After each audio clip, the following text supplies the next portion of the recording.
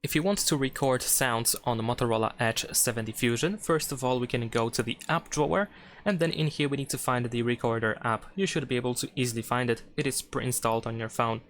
Over here you can tap on get started in order to continue, then we can tap on these arrows in order to just skip through the introduction.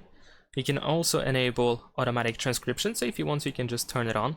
We have AI recorder, of course, which we need to agree to use if you want to create auto transcriptions.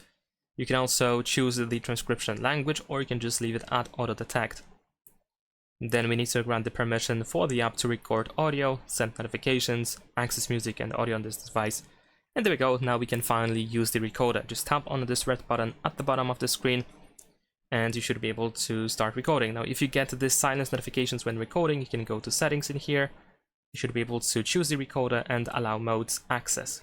There we go. So then when you are recording yourself, the notification sound is not going to be played. There we go, now we are recording ourselves, of course. And you can just pause at any point if you want to by using this red pause button.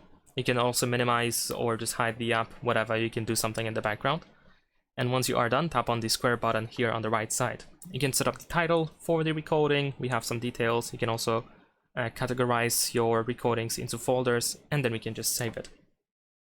There we go. Now, of course, we need to let the AI to transcribe our recording. It takes some time. Of course, this depends on the length of the recording.